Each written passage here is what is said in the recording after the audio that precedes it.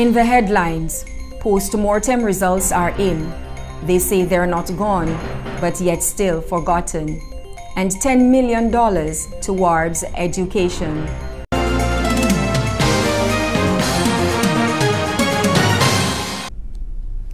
Good evening and welcome to the live broadcast of GVD News on the Go, especially to our loyal viewers in the community of Damon. I am Suzette Thompson. Post-mortem reveals that the man found dead in his home in Mikud died of asthma.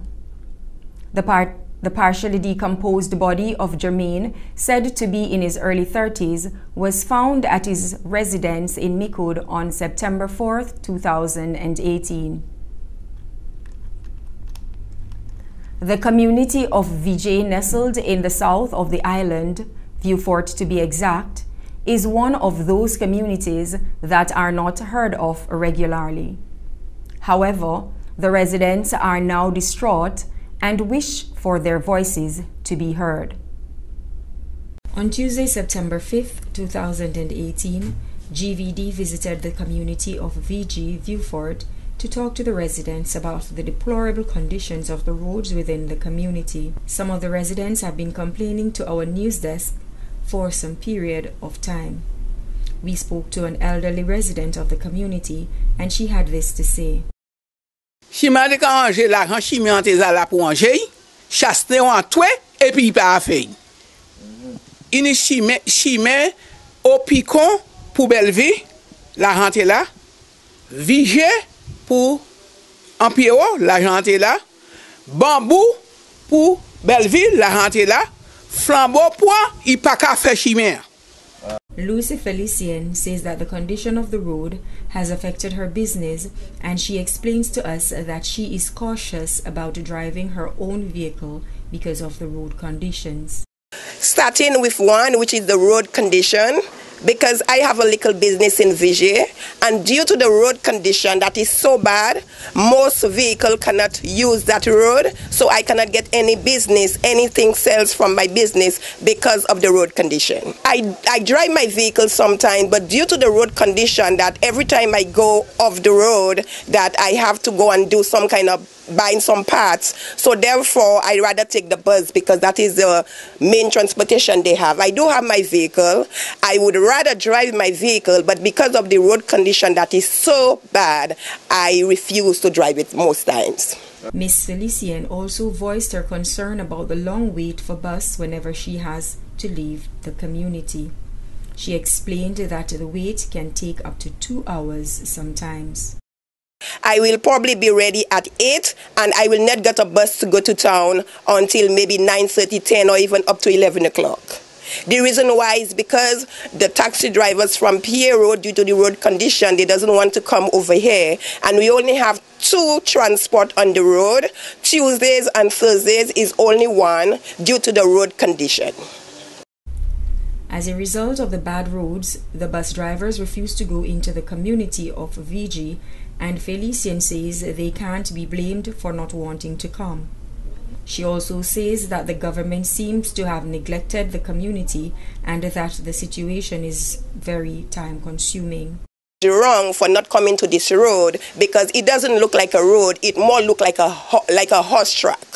It doesn't look like a road. About 3 hours to wait for a bus, and then the bus takes much longer than the usual time to get the time because they have to try to go across and avoiding all them big large potholes in the road that look like a river when a lot of rain fall, an overflowing river.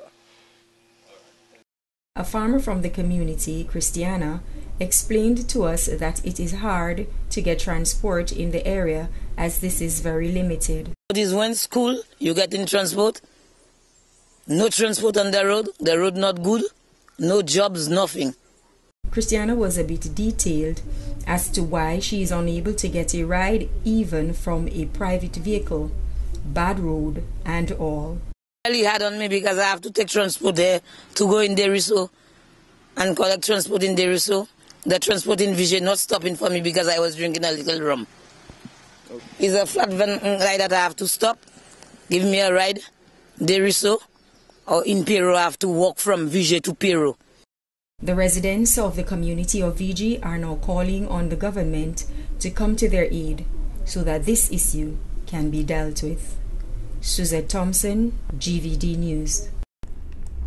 The Choiseul community, which is situated on the west coast of the island, has long been recognized for their continued appreciation of traditional customs, which has in fact brought the communities into solidarity. Let's take a look at that story.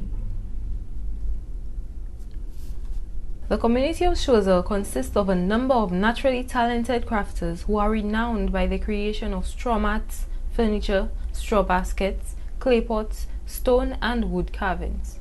Many of these products have found their way into homes around the island, across the seas, and even hotels, and remain a source of income for many residents of Choiseul. Not only is craft a popular tradition in Choiseul, but the dancing of quadrille is also practiced in the district to the extent that it is taught to the younger persons of Choiseul in an effort to gravitate them towards appreciating their culture. Additionally, the kind of food that is famous in Choiseul also highlights their consistency in practicing the cultures of their ancestors.